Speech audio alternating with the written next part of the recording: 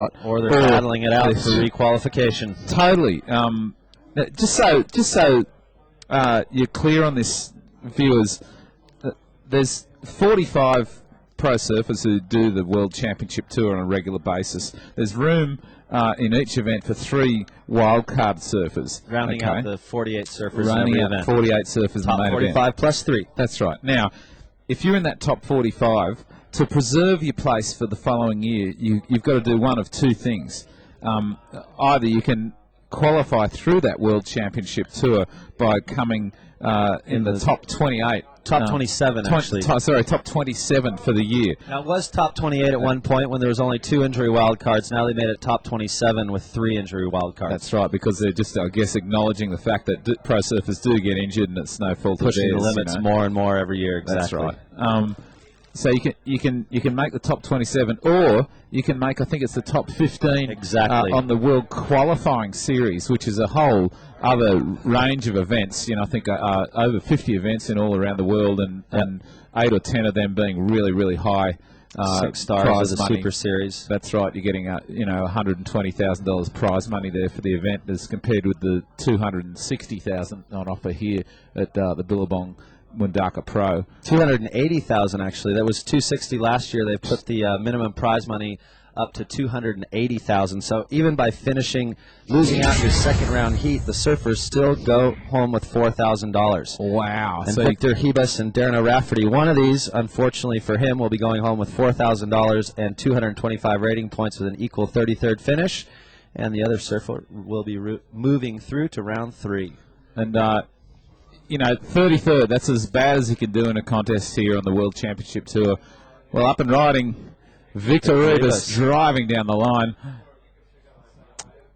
World number 28. Of course, the highest seed in these heats in the red singlet, the lower seed in the yellow singlet. Victor sitting 28th on the World Championship Tour rankings, and Darren ORafferty in the 29th position. So 1 and 2 spots off the requalification bubble for both of these surfers, Nick. That's right.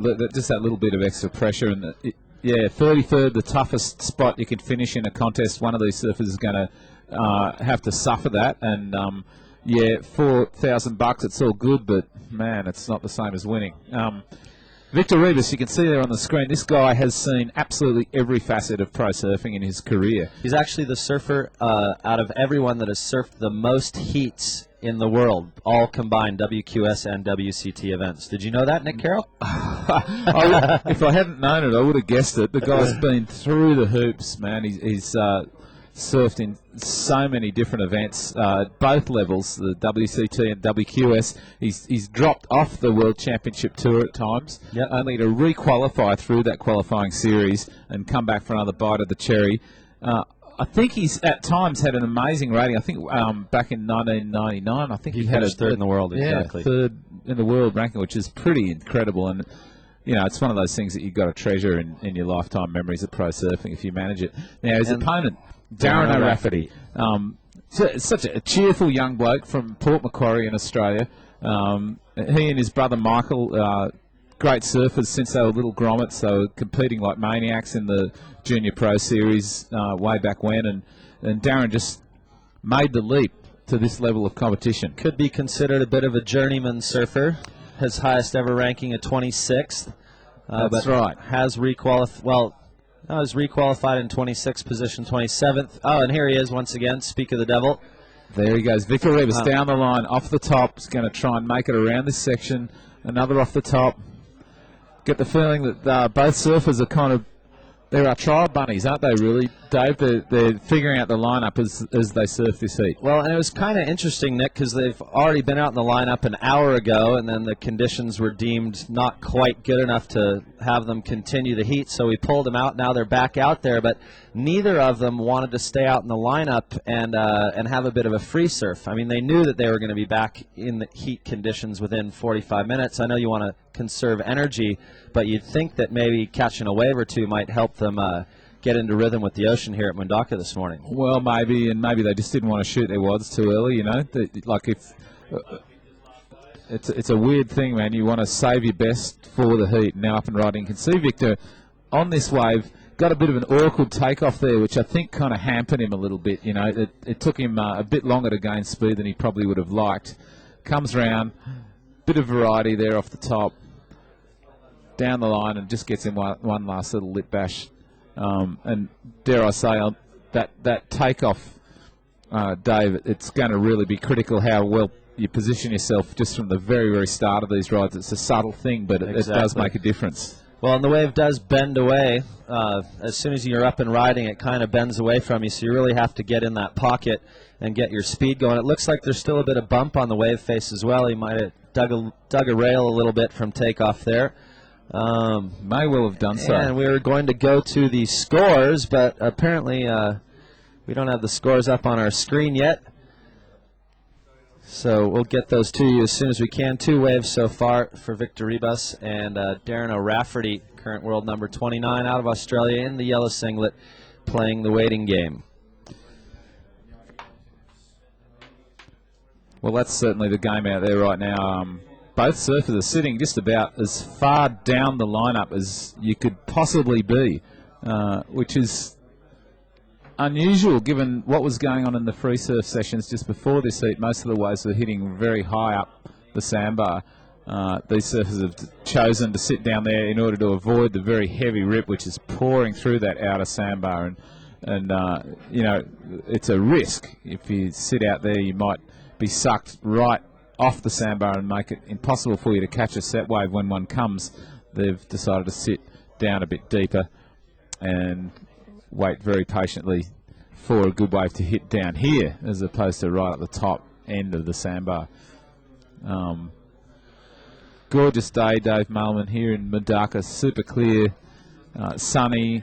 Wind is still blowing light offshore. Very light offshore. It's alternating from offshore to very slightly sideshore. We hope it stays more or less clean. Well, pretty sure it will. Keep it blowing slightly into the tubes. Keep those lips feathering, and keeping the potential for that Nixon Tube Time Award in the running for all our surfers today. We've got very soon we'll have our scores up for you. It looks like a 2.33 and a 3.33 for those 2 waves of Victor Ribas. And the emails are running as well, so if we do have any little lulls in the program, we'll be able to go to the emails. And, of course, we do have our pre-recorded little video clips with different questions relating to Mundaka and the World Tour with some of our top 45 surfers. Oh, yeah. We'll be bringing you those throughout the day and, indeed, throughout the event. Just the views of the surfers on what they encounter here at Mundaka, the kind of boards they ride, you know, how they feel the world title race is going, all that stuff. It's good stuff. Now, well, Nick, it looks like one of your fans is online, a guy named Gallo, saying that you're doing a great job and absolutely loves your commentary. Sweet, that's good. Now, there is somebody who's written in and has asked us, where exactly in Spain is Mundaka? Steve, Mundaka is tucked away in the northeast corner of Spain. If you have a look at the map of the vast country, Spain come together. Yeah, they come together in a bit of a right angle. Okay, now if you run down that French coast and then turn right, and then you can you'll see Mundaka about 100 miles down that way, and up and riding. It looks like Darren ORafferty on his first ride, Dave. Well, actually, Marcelo Nunes took off before Darren on that one. Darren just going to town, backhand, putting together those 3 backhand off the lips there, getting his board vertically up into the lip, which is what the judges are looking for. But once again, we are in the man-on-man heats, and looked like Victor took off on that one. And then Darren ORafferty used his priority and paddled into that to keep Victor from posting another wave score. Of course, a 2.33 and a 3.33 for the first 2 waves of Victor, but I think Darren decided he didn't want to let him put a third on the board without having a score up there himself, Nick Carroll. That's right. Well, it looks to me as if perhaps the surfers are beginning to wake up and paddle up the point. Yeah, paddle up the point and begin to greet this wave head on. Victor Ribas paddling, turning, and he's going to pick up a wave here from about halfway up the sandbar. Now, off the top there for Victor, he stays very low, doesn't he, on the wave, Dave Mailman? I thought maybe if he ran a bit higher, he might have a better chance at making it around that long section there. I think you're absolutely right, Nick. The high line is definitely the good line this morning. Saw it during the free surf sessions, and it's a really fast wave that does bend away as it goes down the sandbank here. So once again, wave positioning is critical as well as choice of equipment. And 5, 6, 7, first of yellow, Darren ORafferty. So Darren still in second position, but with one wave score to Victor's 2, or in his third, which should be coming in shortly.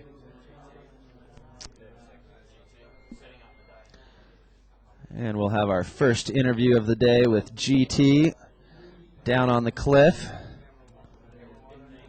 in just a few seconds here. That's right. I wonder who he's down there with, Nick. Oh, well, who's he found to hassle chew ears on this morning? Guaranteed we'll be finding out. Go down to GT right now and let's have a listen to our mate. Good morning, everybody. I am standing here with event director, Mr. Mike Parsons, and we're just going to give you a little lay of the land. This is your 11:37 surf report from Mundaka. So, Snips, that was my Rich Chew, Department of Marine Safety, San Clemente. Anyways, okay, so Mike, a little tough start getting going here this morning. Tides are a factor. Blah, blah, blah. Give us the whole lowdown, brother. Well, we got a really good new swell, some nice long period swell, more in the kind of 12, 13 second range. It came up a little sooner than we thought. We knew some swell was coming today, but we weren't really predicting it until the afternoon, so we're stoked that it was here in the morning. Really tough with, like you said, with the low tides. It basically just turns into a river. We tried to start the first heat because during that tide change, there's a couple of moments there. There were some great waves this morning for about 10 minutes, and then bang, it switched and turned into a complete river. The surfers couldn't even stay in the lineup. That we were actually considering using jet skis to pull them back in to try to get in position. But basically, when they're surfing, they're going backwards out to sea. It's surfing a stationary wave, exactly like surfing in a river. So we had to call it off for another hour wait. The tide is low in another hour, so we're underway now. There's some good quality waves out there, and it looks like we'll have another great day of surfing, but a little stressful there trying to get it going. I mean, how the tidal swings are somewhere in the neighborhood of 15 feet, and what time specifically are the tides today? Yeah, we have a low at 1240 today. It's like a 0.6, and then it goes all the way up to 14 feet. So huge swings again today. Hold on one second, Mike. Here we go. Victor Ribas is up and riding now. Nice little tight little pocket. These ones are so hard to keep in front of. That's a wave of pace. And oh, he comes out. Sweet little pit right there. That could be a contender. A double barrel. He's still going. And behind him, ORafferty is up. Oh! Well, we might have a new contender for the Nixon Tube Time Award, but look at Rafa behind him. And this is a money heat right now. Both these competitors are fighting for their tour lives out here, and what a great exchange. Hey, Snips, good call, man. Yeah, that's got to make everyone happy, right? Two incredible tube rides there from Victor Ribas and Darren ORafferty. That's kind of what we were waiting for. We knew that's coming, and you just can't wait all day because you have a lot of contests left, so we got to get going at some point. But it sure is great to see perfect waves here at Mundaka this morning. Well, Snipsy, I'm getting the call that we got to throw it back to the tower. I guess everybody wants to see the replays. I wonder why. But remember, we're going all day until the tide shuts this thing down. And, Mike, thanks for joining me. And now we'll send it back to Nick Carroll and Dave Mailman. The GT and Mike filling in on exactly what got us going this morning, and then you saw the evidence. Wasn't it? Mike Parsons had a pretty big smile on his face there at the end, didn't he, Nick Carroll? Timing, ladies and gentlemen. The boys sitting a little bit wide, but a little bit further up the sandbar, and allowed them to pick up these waves. Now watch Victor here. Races, pulls in really a long little tube at the beginning there, comes around it, and this is kind of the money here, I reckon. It controls himself and holds himself in the barrel all the way down the line, gets another little cover up toward the end, and bam, came out of that one. A really nice wave there for Victor Ribas. We'll be watching the scores very closely on that one. I think we might also have a replay of Darren ORafferty's wave that followed right after that. In fact, maybe a slightly bigger wave. We'll just have a close look on the replay to ensure that we get a good picture of what went on there. Yeah. According to the stopwatch for the Nixon Tube Time Award, we do have a new leader as well, if that is correct, a 5 seconds overall spent in the barrel there for Victor Ribas compared to Tom Whitaker's 4 seconds. We will confirm that, of course. We've just got the Nixon Tube Time stopwatch up on the screen for the first time since the start of the event. And a 9-0 for last to Victor Ribas and a 6-3-3 for Darren ORafferty. So the judges like that performance from both surfers, but preferred the Brazilian with his 9.0.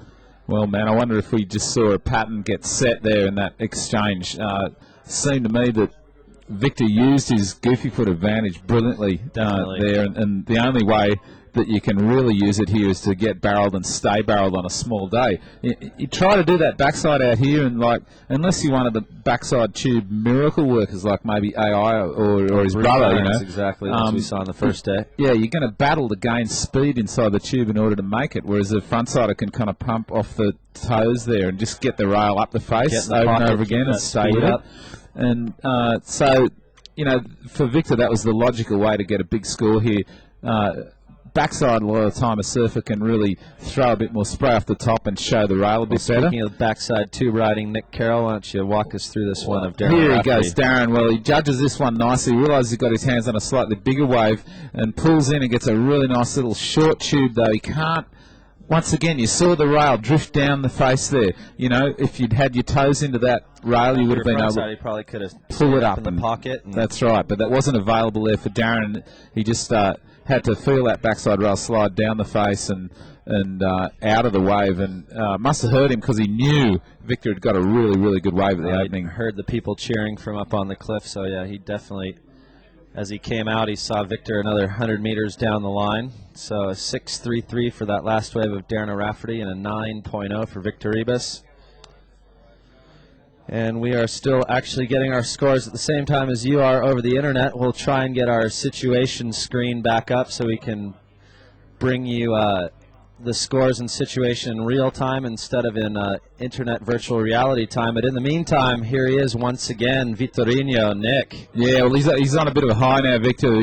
He's so stoked to get a good score under his belt and feel the lead really consolidate for him there, and also have the Nixon Tube Time $10,000 super watch in his back pocket at the moment. It's got to be a good feeling for Victor, and so, you know, he's reverted to form there, man. He's just going to start catching waves one after another. And in the meantime, though, his opponent, Darren ORafferty, knows that he really doesn't have much of a throw of the dice here. It's time to wait for a good one. Yeah, he definitely has to play the waiting game. Here's Victor's replay of his Nixon Tube Time Leading Award and the 9.0.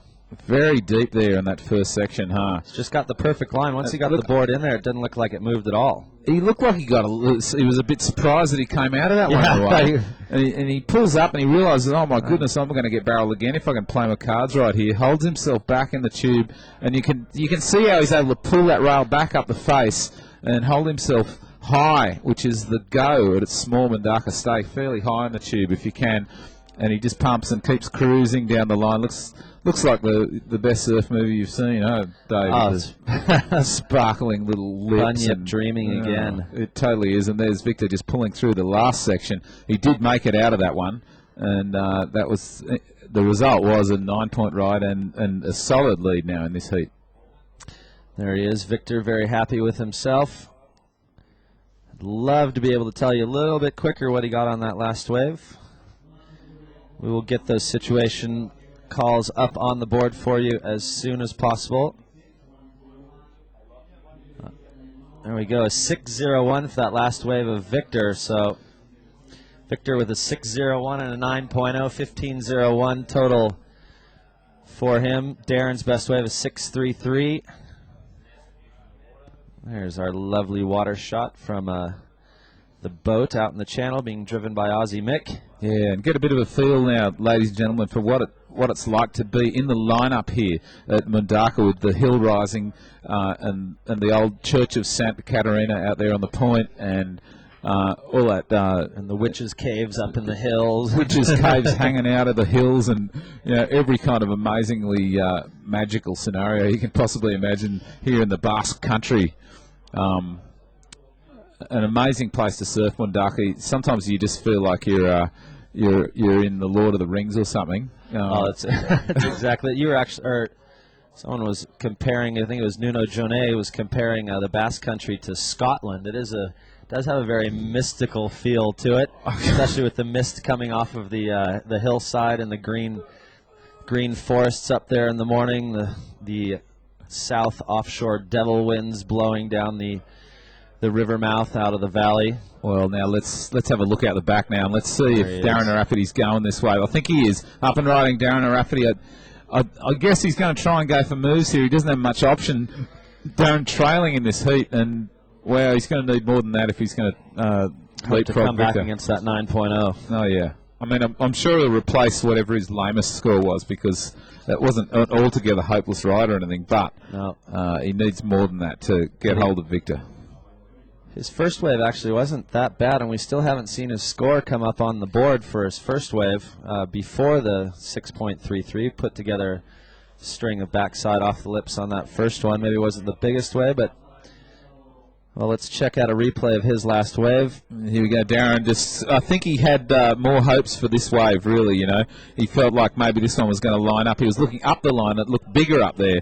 So he got going on it, and then he suddenly just kind of like, you can see him here doing his bottom turn and realising, oops, you know, this wave's not really that good, man. I don't know if this is really going to go where I want. So he just goes up and does a quick off the top and completes it. And you can see as he comes down there a little bit of disappointment with what that wave presented for him. And Darren now paddles back out into the lineup and prepares to wait for his next shot at the title.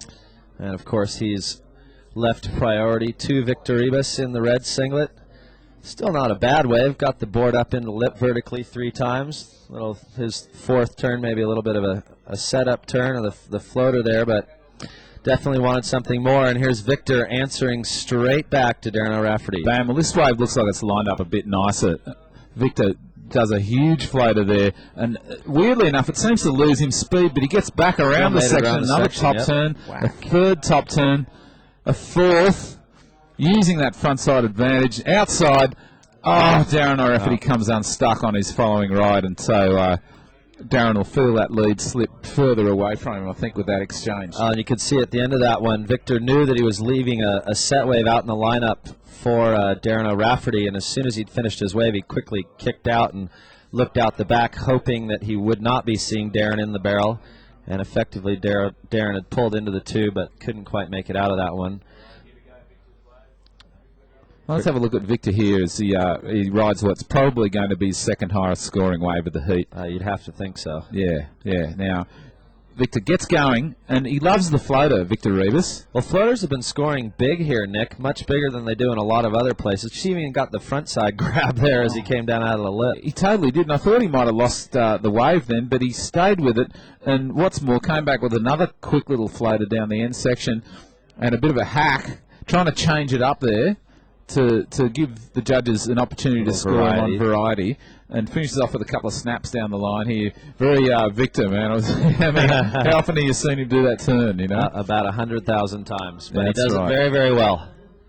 And, I would say that probably extends Victor's lead with some comfort, in fact. Now, Victor Ribas probably Victor, feeling quite comfortable in this heat. He has to be happy with his performance up till now.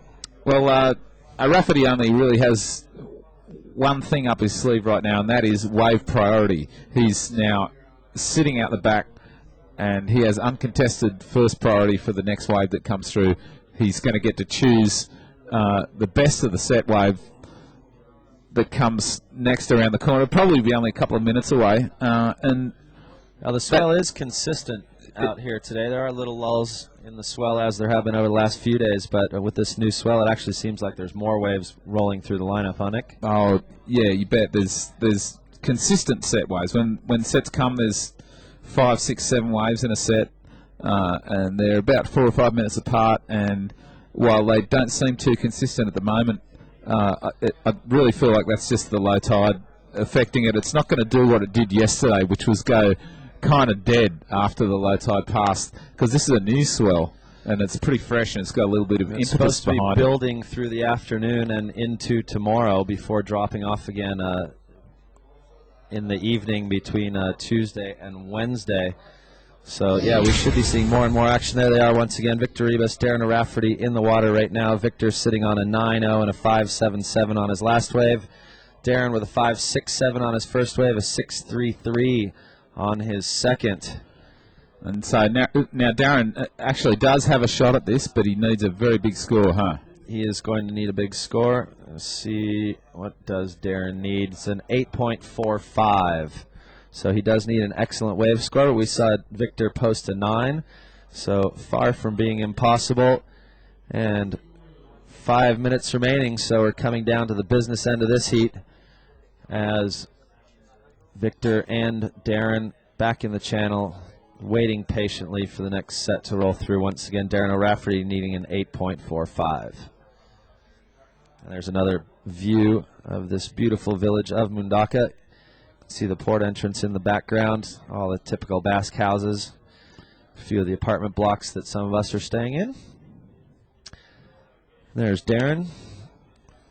Well, he's got to be patient right now, Darren ORafferty. He's been on tour long enough to have been in this situation before. Plenty of times. Yeah, that tends to be what happens over time as a surfer encounters more and more situations during a heat. You gain more and more control over yourself in those situations. And Darren right now, I'm sure he's been there. He's been in a situation where a surfer's got a good lead on him, but it's still, pull backable if he can manage it. Definitely. Well, he knows he just needs one that will kind of open up for him, and if he can get it from the critical takeoff spot, which there still seems to me sitting a tiny bit too far down the sandbar here, Nick. You'd think that look, maybe they'd paddle up into where the set waves are kind of breaking at the end of that second section and get a few more possibility to really do some radical maneuvers in the critical part of the wave. Yeah, look, I totally agree, Dave. I mean, it's not our heat to surf, but we can watch it with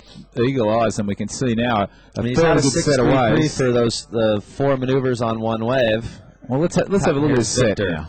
Here he goes, Victor Ribas. Inside Darren. Darren didn't want that one. He wanted a bigger one that's coming on the outside. Victor pulling into the tube down the inside. He's not going to have the same kind of luck that he did with that first barrel, which earned him the Nixon tube time front run right now. And Darren ORafferty has to be hurt by that, because that was, in fact, the best wave of the set. Best looking wave of the set. There are more waves coming, though. There's more waves outside and around the corner. And if Darren was sitting out there, he might have caught one from well out there and got some blistering manoeuvres. I'd imagine the guys in the next seat, Nathan Hedge and Chris Ward, both of them with a lot on the line, are going to have been watching this heat very closely, and they may well go and sit in a slightly different spot in the lineup. A little bit farther out, because that first section's now standing up. It is a bit frothy on takeoff, but it's offering up a clean wall, and you can pick up plenty of speed. Now look at Victor. I think he spotted something down the inside now. Yeah, he has. A wave swinging wide, and it's going to suck a bit, and he's going to pull into the tube. Victor wanting to hold down the pole position on the tube time. And around the section, he just runs down for a simple little floater and kicks out. Yeah. Well, he is in a commanding lead, and he figured, well, Darren's out the back with priority, so I might as well try and pick up something on the inside here. And there are some gems on the inside sometimes. I mean, we saw the first heat of the day yesterday between Mickey Picon and Fred Patachia, and those guys picked off some screamers down the end. Oh yeah, and didn't that heat reflect the kind of changing nature of the break and how it'll Mundaka can take away? It's a new wave every 15 minutes. Yeah, exactly. Totally. Yeah, and it gave to Freddie at the beginning of the heat, and then took away from him at the end. Oh, Mickey took it away from him a little bit as well, with two of the cleaner little tubes of the event yesterday from Frenchman Mickey Picon, who, where is Mickey? No, he'll be in heat 15 in round 3, so we won't be getting to Mickey's heat today. When that does happen, Damien Hobgood against Mickey, that's going to be another battle of the goofy footers. Oh, yeah. And we should be coming down in the last 2.5 minutes or so of this one. Keep sending your messages. Mundaka looks sick. Well, plenty of those ones coming in, and yes, it is sick. Absolute perfection out here today. Not as big as it can get. This place does hold up to 10 to 15 foot waves at its biggest and best. Saw some solid 8-footers 2 days ago, Nick. Yeah, we certainly did. It was a trip. The tide was super, super high in the afternoon, and I went surfing, and I was going to just surf the kind of kiddie bowl that's down inside the river mouth. Even that was like 5 or 6 foot. But out the back, I went right out the back and waited, and Eventually, a good solid 8-foot set came, and I got a full-on big set wave in the middle of high tide. It was unbelievable. I was like, God, what is going on here? Disappointing the next day when it disappeared like that. I bet you were. And let's try and get him on screen. Here's Darren ORafferty. No, that was it. No, Down. End that's of the heat. heat. And Darren accepts his